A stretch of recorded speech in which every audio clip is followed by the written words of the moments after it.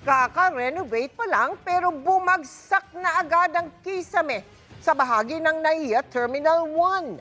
7 ang sugatan dyan. Nakatutok live si Rafi Tima. Rafi?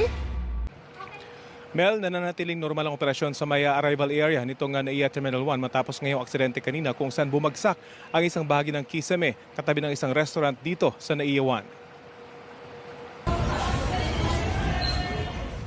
Mag-aalas 11 kaninang umaga nang magkagulo sa West Arrival Curve Area C sa NAIA Terminal 1 Arrival Extension Area na bagong renovate nito lang Pebrero. Bumagsak kasi ang bahagi ng kisame katabi ng isang restaurant.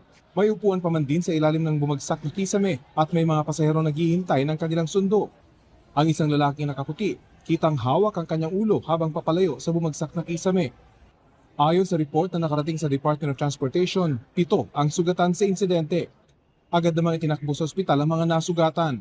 Inutusan na rin daw ng DOTR ang Manila International Airport Authority o MIAA na makipag-ugnayan sa New NAIA Infra Corporation o NNIC, ang pribadong operator ng NAIA, para agad imbestigahan ang insidente. Sa isang pahayag, sinabi ng NNIC na nasa stable na kondisyon na ang mga nasugatan. Nang puntahan namin ang bumagsak na kisame kanina, inabutan namin ang ilang kawani ng NNIC na nag-inspeksyon sa lugar.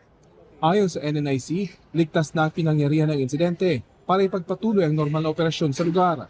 Nilagyan na lang ng kordon ang mismong pinagbagsakan ng kisame.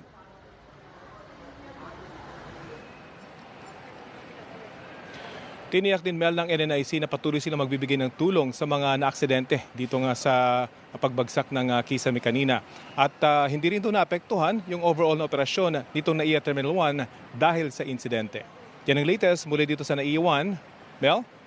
Maraming salamat sa iyo, Rafi Tima.